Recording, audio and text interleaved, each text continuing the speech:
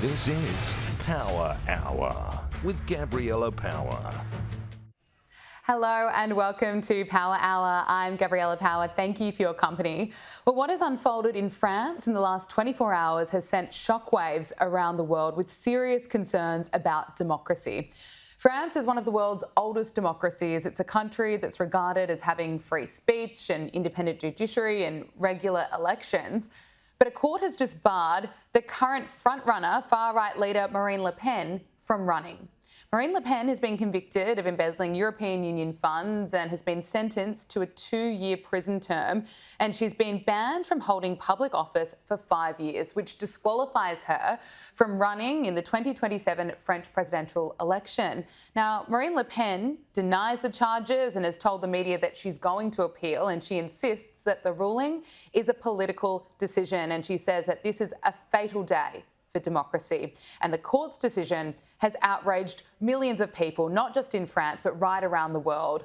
Last year, a former French minister and ally of Emmanuel Macron, Francois Bayrou, was charged with the same crime, having misused European funds, and he was acquitted. Yet Le Pen, a far-right leader, has just been banned from running. And it comes at a time where she is the front runner and Emmanuel Macron is sitting on an approval rating of just 31%. And it's chilling to see lawfare against someone who's likely to be the next president of France. But it's what we've been seeing in recent years, with countries right around the world pushing far-right parties out of a potential candidate for presidency. We all watched the Democrats in the US attempt to jail and prevent Donald Trump from running for re-election over the last 4 years. And look how that turned out. The left and the mainstream media will tell you that the right is a threat to democracy, but we all know that it is not true. American Vice President J.D. Vance has recently been calling out Europe, blasting it for its so-called shared values. The point that I try to make to our European friends, and I think that they're our friends, I believe that, I know President Trump does, is that friendship is based on shared values. You do not have shared values if you're jailing people for saying we should close down our border. You don't have shared values if you cancel elections because you don't like the result, and that happened in Romania. You do not have shared values if you're so afraid of your own people that you silence them and shut them up. And he's absolutely right. Barring candidates, telling voters that they no longer have the option of voting for their preferred candidate is not going to do anything in maintaining a peaceful society. Joining us now is James Billow, newsroom editor at Unheard. James, great to see you. Thank you for joining us again. We're just 2 days away from Liberation Day in America, where a number of tariffs will be announced to fulfill the administration's ambitious economic agenda. We know that automakers are bracing for Trump's 25% tariffs on vehicles and parts made outside of the US. Now, Trump says that automakers are going to be making a lot of money, and this is what he had to say this morning. Whatever they charge us, we charge them, but we're being nicer than they were. We have a lot of countries, friend and foe. I always say friend and foe, but the friend in many cases is worse than the foe. They took advantage of us, and we are going to be very nice by comparison to what they were. The numbers will be lower than what they've been charging us, and in some cases maybe substantially lower, but we sort of have a world obligation perhaps. But we're going to be very nice. Relatively speaking, we're going to be very kind. James, what's the feeling over in the US about the tariffs? Well, a lot of people just seem to be jumping to conclusions already. The tariffs haven't even come into effect, and yet people are already casting judgment on the president. I think we just need to wait and see what unfolds. I think, for starters, people tend to assume that tariffs are just some kind of economic tool that are used to just get some more leverage from the other country. But actually, it's also a way of enacting other types of policies. So, for instance, if you look at Mexico, if you look at Canada, less so Canada, but more so Mexico, there is a real problem with things like fentanyl trafficking and China dumping. Yes. And this kind of policy is exactly how you seek to unwind that. So I think there's a lot of attention being given to what Trump's tariffs will do to automakers and all that kind of thing. But I think we just need to wait and see. I think the funny thing is that he used to get attacked in his first term for slavishly following the stock market and heralding any kind of gain in the stock market as his own. And this time he's ignoring it and he's getting criticized for the exact opposite.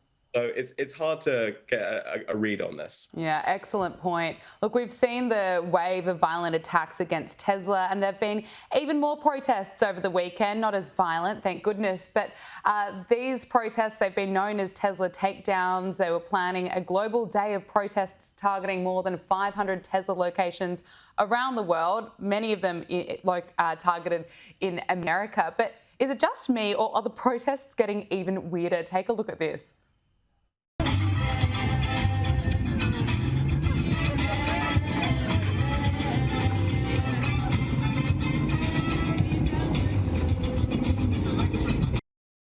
Oh, James, what do you make of it? I mean, it's actually just a bit pathetic. It's clearly people with a bit too much time on their hands and nothing better to do. I do think it's quite funny when you've got all these protesters holding up swastika signs, and on the other side is an electric vehicle brand. And it's a weird contrast when you have left-wing groups dancing to groovy music, protesting the rise of Nazism in America, and then making a kind of jingle out of it. It's a weird place that we're in. But I also found that the sparse numbers that we saw in each of these locations probably goes to show that a lot of the public aren't really with them on this. And I just want to emphasize the fact that why they think this is the right idea, burning cars, terrorizing factories as a way to protest someone's political opinion, it's just plain wrong. And it's exactly the wrong approach. And the final thing I'd say about it is that the left were very quick to condemn Trump over January 6th and the behavior of some of the protesters that day. And yet they seem to tacitly or otherwise endorse exactly what's going on here. So there's a bit of hypocrisy going on that I can't help but note. Absolutely. Hypocrisy from the left. We're seeing it once again. Now, the president of El Salvador has provided an update on deportations. He wrote, last night in a joint military operation with our allies from the US, we transferred 17 extremely dangerous criminals linked to that criminal gang. All individuals are confirmed murderers and high-profile offenders, including 6 child rapists.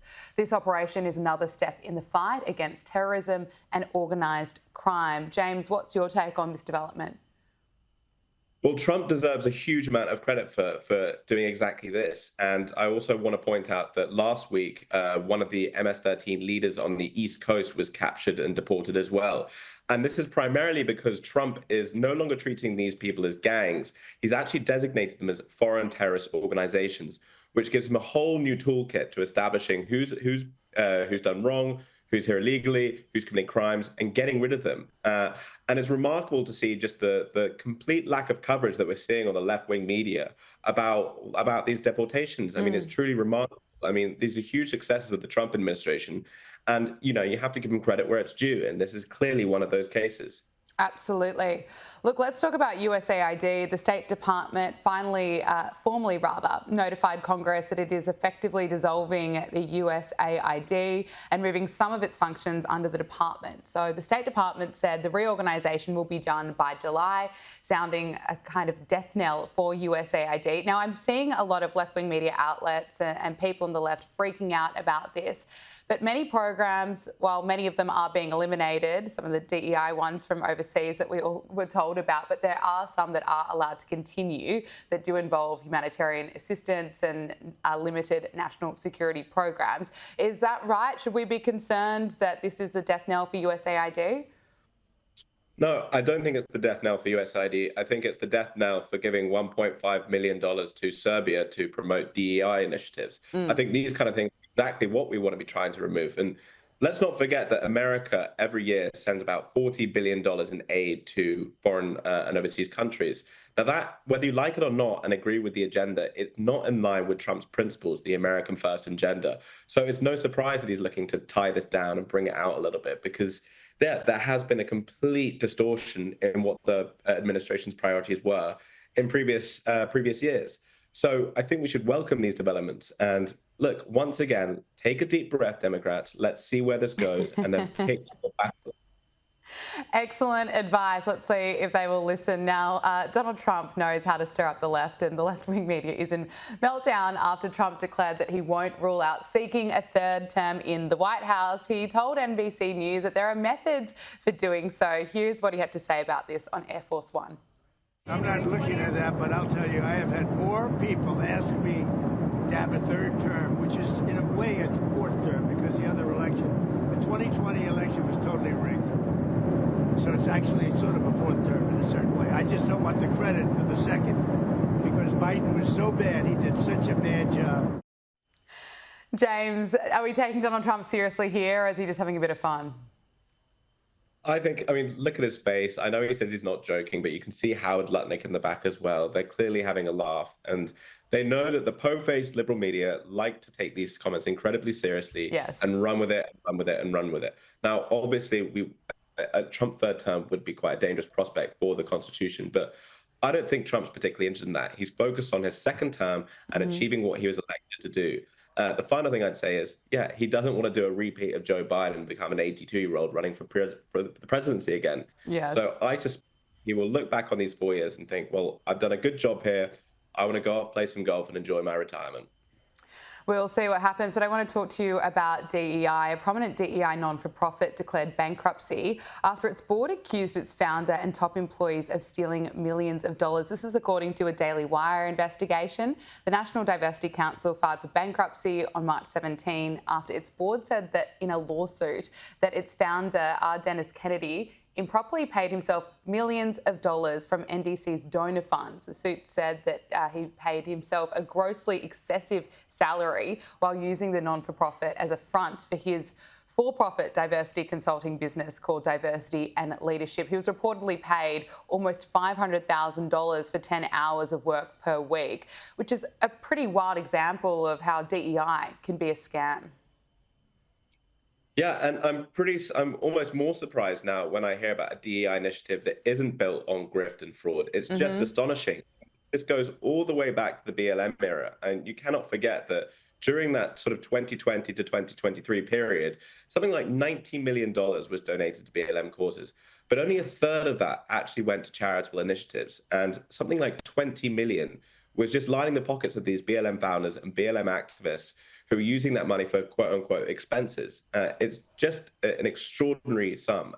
And again, this story is case in point of that. And I think fundamentally what it comes down to is that it's because these groups are trying to make an issue out of something that doesn't exist. And that's exactly why they're now being found out for it.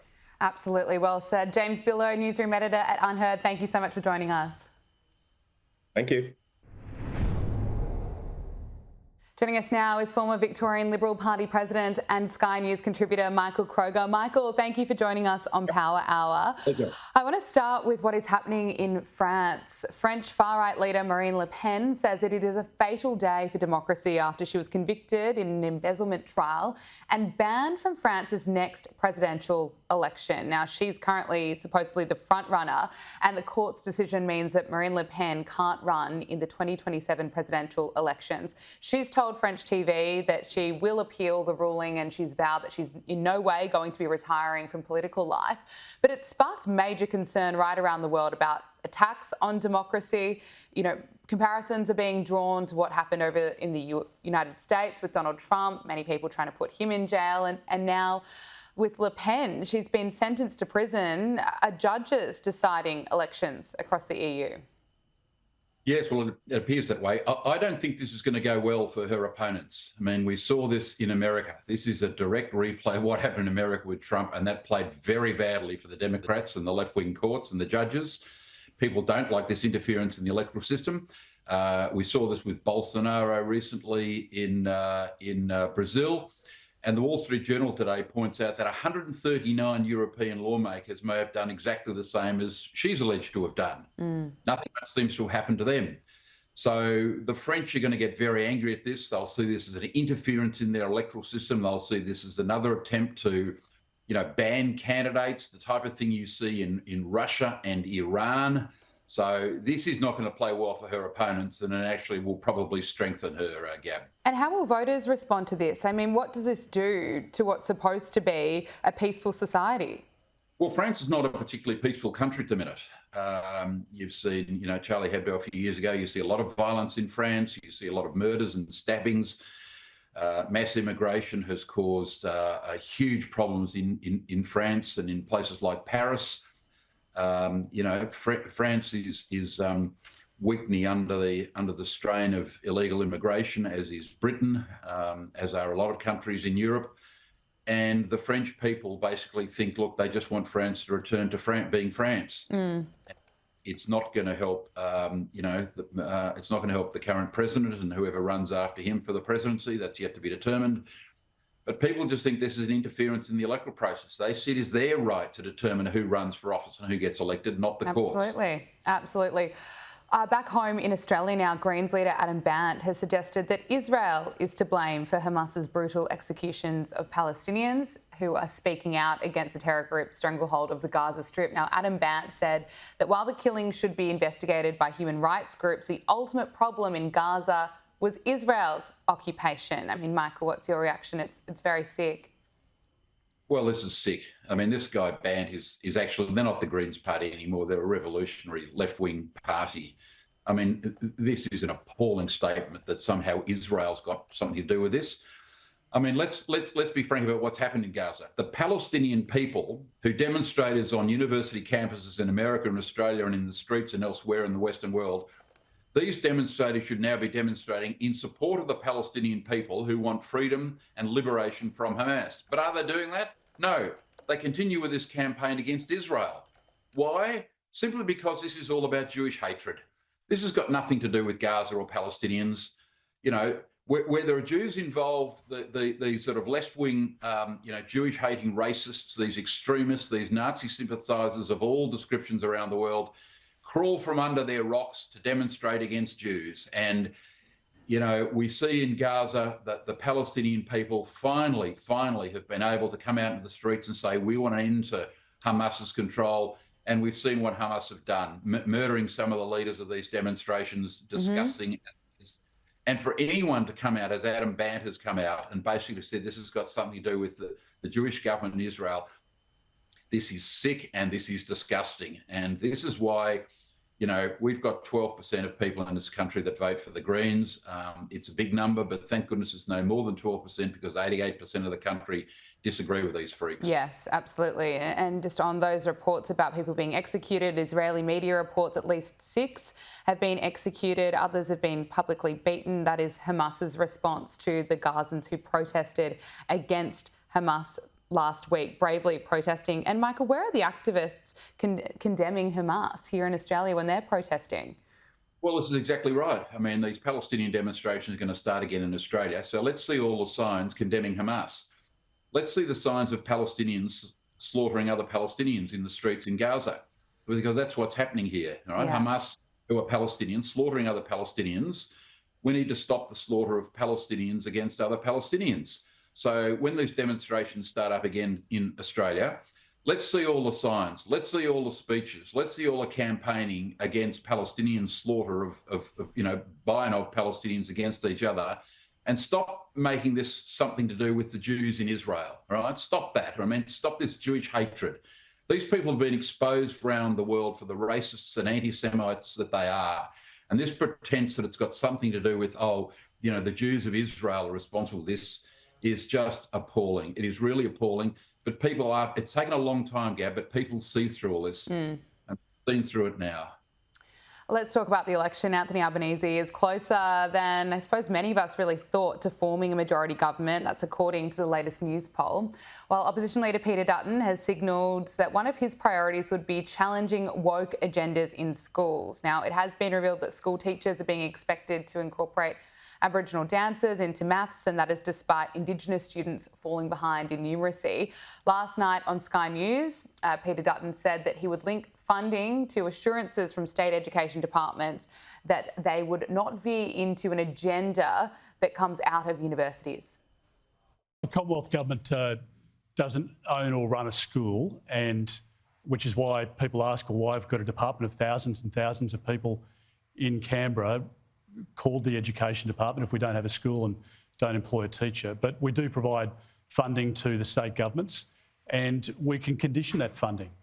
Peter Dutton says that he thinks there's a silent majority on this issue. He's probably right, but is it going to be enough to sway votes? Well, that'll certainly sway the votes of parents who want their kids to grow up learning how to read and write. We've seen the recent NAPLAN results in Australia, which were very poor. Our kids are not reaching the standards of education they did years ago. We're falling behind a lot of the advanced Asian economies in terms of reading and writing, basic skills that kids need.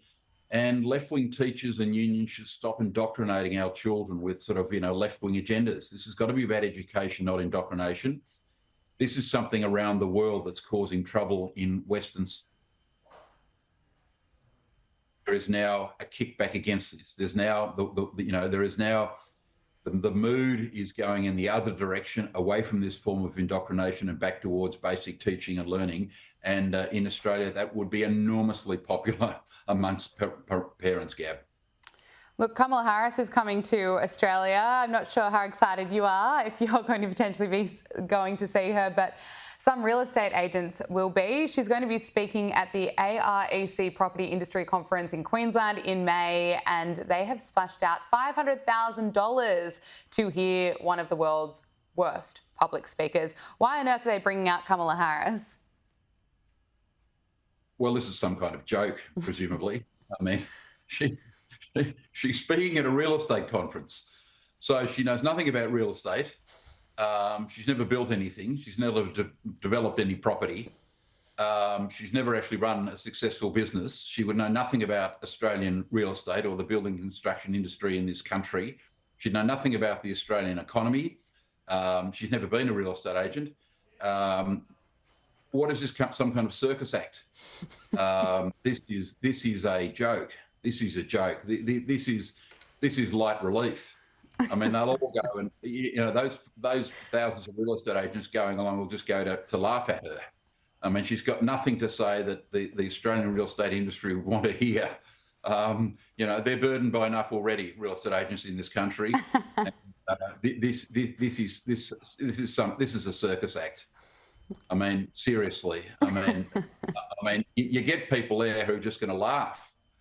But would she have anything to say about capital gains taxes or negative gearing or the state of the property market, the interest rate dilemma in this country, building costs, GST on building, land release, state government planning approvals, building approvals, the delays in subdivisions that take place in this country, unionisation of domestic workforces in the building industry, the collapse of hundreds and hundreds of building companies, construction companies, the CFMEU. Has she got anything to say about any of those issues to do with the real estate industry in Australia? Zero, nix, nothing. This is an after dinner speaker. Instead of a comedian, they're bringing in Kamala Harris. I mean, this is just for comedic relief after a long. Quite frankly, what a joke! $500,000. What a joke. I have to agree with you there, Michael Kroger. Thank you so much for joining us. Great to speak with you. Joining us now is Chief Economist at the IPA, Adam Crichton. Adam, great to see you. Thank you for joining us. The US Trade Office has just raised fresh concerns about its trade relationship with Australia ahead of an expected tariff announcement this week. Now, we know that Anthony Albanese has been forced to defend his relationship with President Donald Trump amid fears of further tariffs against Australia. So we know that Donald Trump is going to reveal the next round of tariffs this week, which he's calling Liberation Day. What can we really expect? What's your sense and feeling about it? Yeah, well, certainly the US Trade Representative did issue a report that looked at things that the US doesn't like very much about Australia's economic settings, and that included our pharmaceutical scheme, the news bargaining code. But actually, the list was pretty short compared to things that the US did not like about other countries, Canada and Mexico. So it may well be that we escape relatively lightly from this second round of tariffs that, as you say, we are going to see at some point over the next few days. But I think the biggest issue to think here is that even if further tariffs are put on Australian exports to the United States, it's really not the end of the world. Of course, it's not welcome. We don't want it, and it's a shame it's happened. But it's not going to crush the Australian economy. What is crushing the Australian economy is our own domestic policy settings, such as all of the restrictions and all of the energy and renewable energy rollout on our manufacturing sector and our mining sector. So that is the far larger problem for our industry, not 10 or 15% tariffs that may or may not be put on some Australian exports to the US. Absolutely. Look, Donald Trump has spoken about his relationship, I guess, with Vladimir Putin. He says that he doesn't believe that the Russian president, will be going back on his word, and he has signalled really that he trusts that Putin will do the right thing as he attempts to hash out a peace deal with the Russia-Ukraine war. This is what Donald Trump has had to say. No, I want to see him make a deal so that we stop Russian soldiers and Ukrainian soldiers and other people from being killed. But mostly it's Russian and Ukrainian soldiers. They're losing at least 2,500 human beings, beautiful human beings, a week. And I want it to stop. What's your assessment of where this is at the moment? Does what Donald Trump has had to say, does it give the world confidence that peace can be achieved? Well, certainly one of Donald Trump's core election promises was to try to end this war, and it seems that he's trying to do that by applying pressure to both the Ukrainians and the Russians. He's used pretty strong language in recent days. He said, I think he's quote unquote pissed off with Vladimir Putin, that he's very angry, that seemingly the Russian leader is not accepting various peace proposals that have been put forward. The US president, I think he's even canvassed putting 25% secondary tariffs on other countries that import Russian oil, such as Brazil, Turkey, and India. That would certainly be an extreme move, but I think it's worth noting that all of the chatter before the presidential election and after, that somehow Donald Trump was a patsy of the Russian leader, does not seem to be true at the moment. I mean, like I just said, he's threatening serious secondary tariffs on countries that import Russian oil. Now, look, we'll see what happens there. I think that would be a very extreme move and very, very disruptive to do that. It's not happened yet. But look, I think the prospects for peace are much better than they were 3 or 4 months ago before he entered the White House. That's surely fair to say. Absolutely. And that's got to be good for the world and world peace. Absolutely. We have heard Donald Trump once again being quite critical of Ukrainian President Vladimir Zelensky, claiming that he's now trying to back out of the minerals deal. Take a listen. Zelensky, by the way, I see he's trying to back out of the rare earth deal. And if he does that, he's got some problems, big problems. We made a deal on rare earth, and now he's saying, well, I want to renegotiate the deal. He wants to be a member of NATO. Well, he was never going to be a member of NATO. He understands that. So if he's looking to renegotiate the deal, he's got big problems. Yeah, what do you make of that? It really doesn't appear that the relationship between the US and Ukraine is getting any better. Look, that's true. I mean, I think Donald Trump wants to create the perception and maybe the reality that the US is somehow going to get back some of the hundreds of billions of dollars that it spent supporting Ukraine. It's a very popular notion in the global community that US taxpayers should just pay for the defense of everyone else around the world. But from a domestic US point of view, and certainly from the people that support Donald Trump, they don't agree with that. They don't like having to pay for everyone else's defense. And so they would like to get something back from the Ukrainians. Now, whether that happens or not, we don't know. But certainly I would say the US is in a much stronger negotiating position here than the Ukrainians, because the US has been funding their entire government, more or less, for years. Yeah, absolutely. Let's talk about DOGE. Elon Musk says that cutting $1 trillion in federal spending is quite achievable without affecting core services, and he's vowed that Social Security recipients will receive more money as a result. Here he is. Sort of at a high level, you should think of this as we want to reduce the spending by eliminating waste and fraud, reduce the spending by 15%, which seems really quite achievable.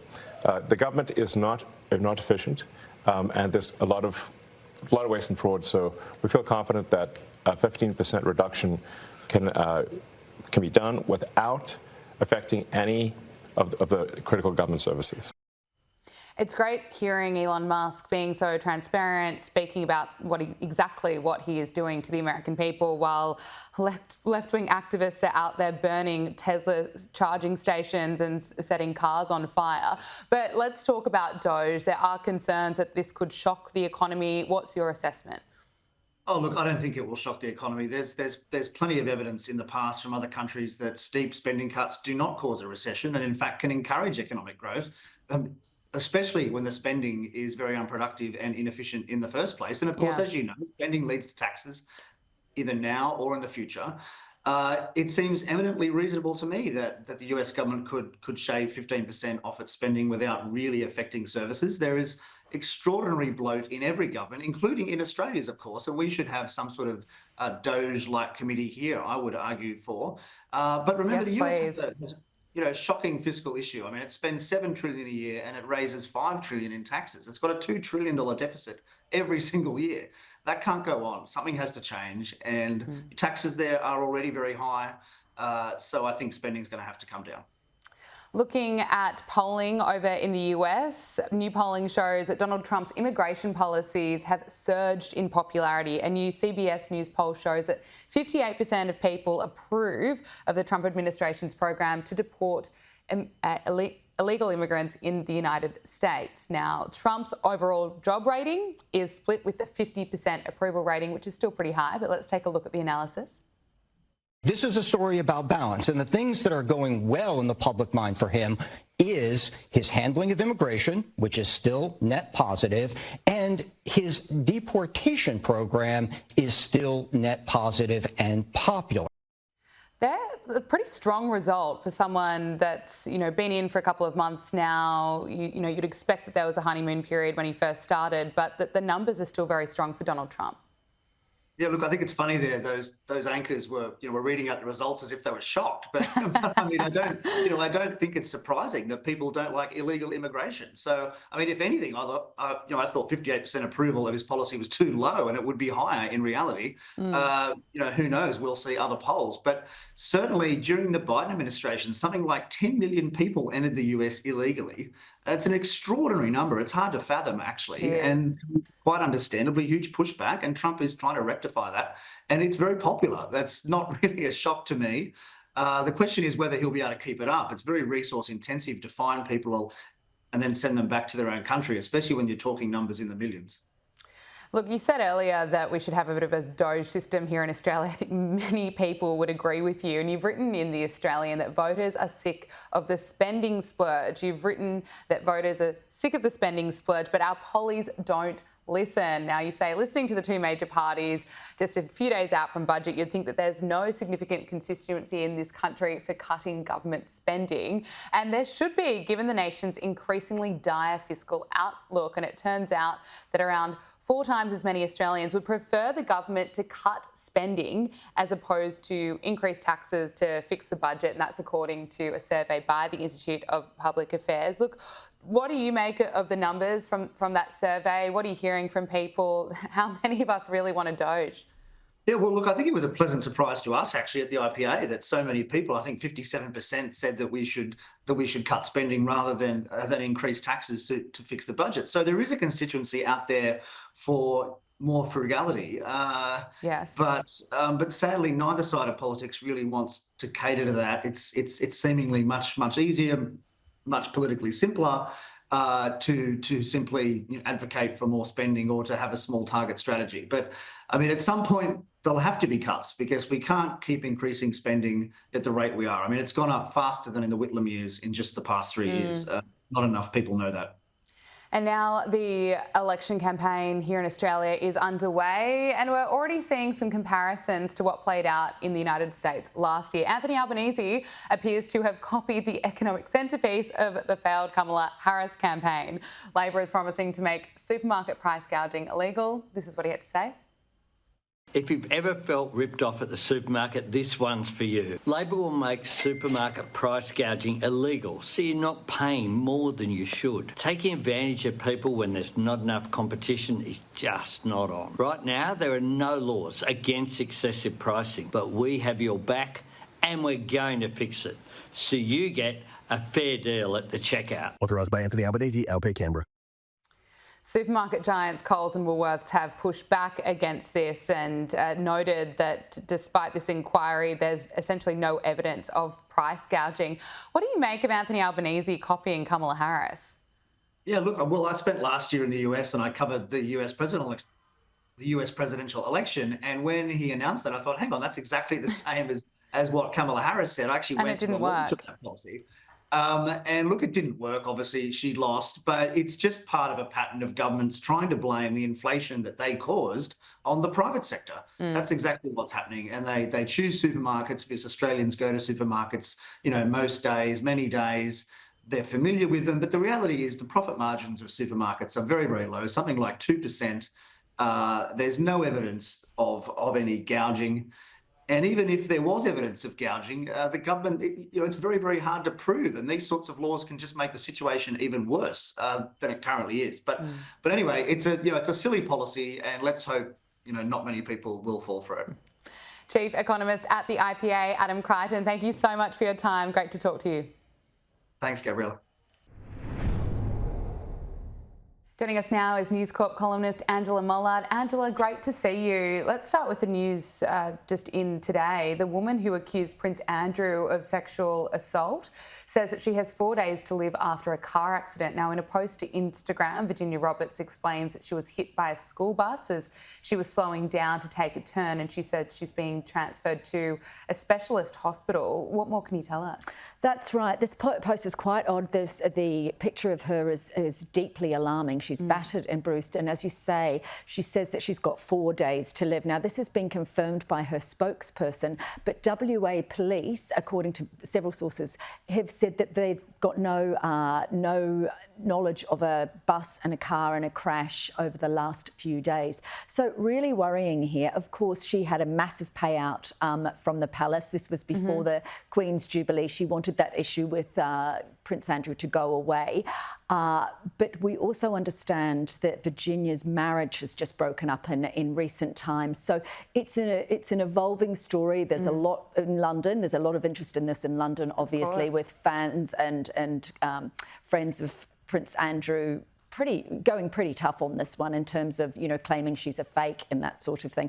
So it's hard to comment on it in too much detail at this stage without more detail. Yeah, and some concerning developments. Thank you for that. Prince Harry, he was stood down last week as trustee of Centre Bali along with other board members, which was a significant moment. We know that Prince Harry set up the charity back in 2006 to honour his late mother, Princess Diana. Now, Centre Bali charity chair has accused Prince Harry of bullying at scale and claims that the Duke of Sussex unleashed the Sussex machine on her and the hundreds of employees at Centre Bali. Take a listen.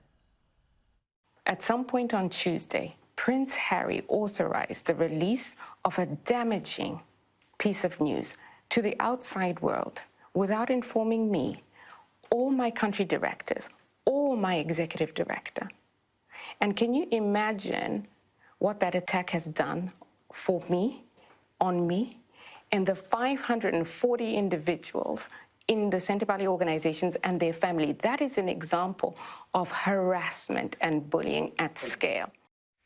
Angela, what's your reaction to this? These are huge and highly damaging claims against Harry. He will be deeply upset about this.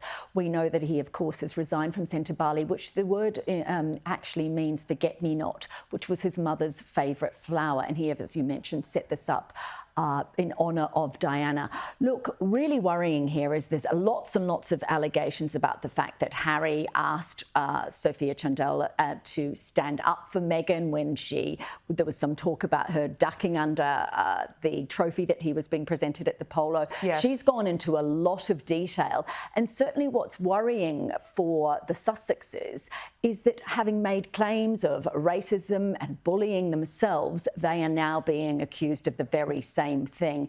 So, look, interesting to see how this one will evolve. But at this stage, you have to ask the question, this is so damaging for Harry's brand, the Sussex brand. Meghan's on this stratospheric rise with her work and, her TV show, Netflix show, and her brand As Ever, which I got dropped into my inbox this morning with the first sign of products to come. But for Harry, the notion that he is now Meghan's spare, that, after years of being spare to Prince William, he is now being regarded as a spare to Meghan. This will be a really damaging and worrying development for him. He now only has the Invictus Games, which of course is only every 2 years. So how he's going to spend his time remains to be seen. Absolutely. So damaging for Prince Harry's brand that was already toxic just a few years ago when he left the UK. How he rebuilds from here, we'll wait and see. Now, the Princess of Wales has shared a touching message for Mother's Day in the UK. We remember her post last year caused a PR nightmare for the palace after it was revealed that it had been seriously edited before she had publicly revealed that she'd been battling cancer. But this year, her message was about celebrating Mother Nature.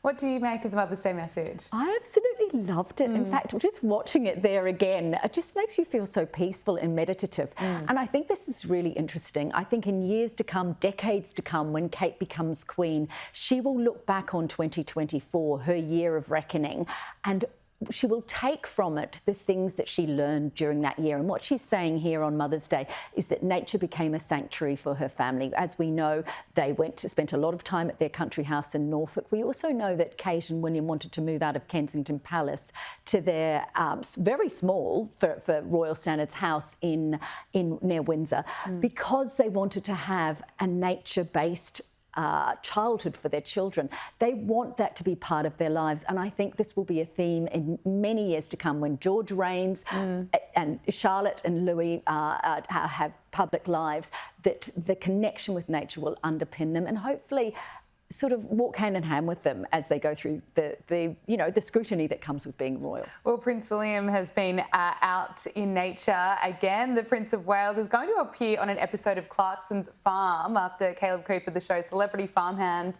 joined him on a royal engagement. Prince William was joined by Caleb Cooper and other stars when he met with young farmers in Somerset. So an Amazon Prime camera crew followed Prince William to Folly Farm, where he was raising awareness of mental health care for farmers. What exactly did he say? What was he opening up about? Oh, I thought this was a great exchange because we're getting more information about the Wales children now. And what he said to Caleb Cooper was, he asked his son, Prince George, who apparently is a fan of the show Clarkson's Farm, he said, oh, what shall I ask Caleb? And apparently Prince George said to his dad, you have to tell him to stop swearing so much. If anyone who's a fan of the show will know that Caleb likes an expletive or 10.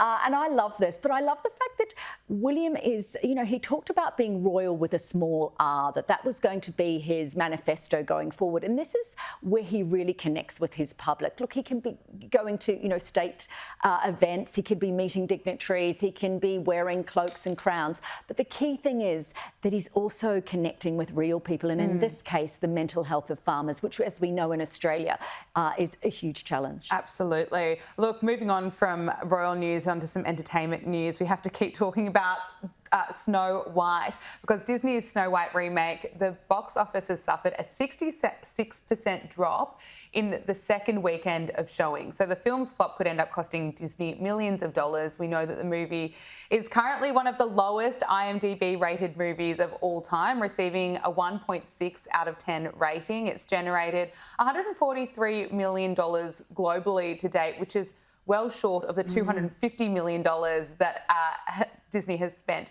producing the film, and that doesn't even include the marketing expenses.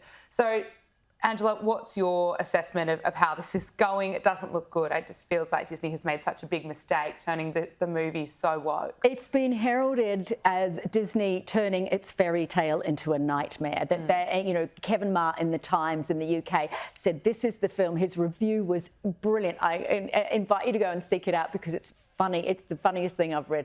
But he says that Disney has basically destroyed its crown jewel for multiple reasons, not just Rachel Zegler and, of course, her being particularly woke and saying, I will not be saved by a prince, which, in some respects, fair enough.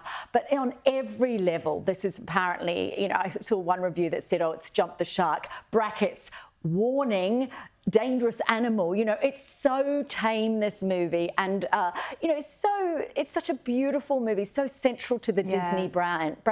And I thought it was also interesting that the producer's son came out and just basically said, "You've ruined," to Rachel Zegler, "You've ruined my dad's movie, but not only that, you've really ruined what could have been a brilliant experience for the huge cast and crew that have worked on this movie, and that this is their livelihood." So all very well to speak up about your woke beliefs, but the knock-on effect for real people is enormous. Absolutely. Angela Mullard, thank you so much for joining us. Thanks. And that is Power Hour. Thank you for your company. Make sure you subscribe to Sky News Australia on YouTube.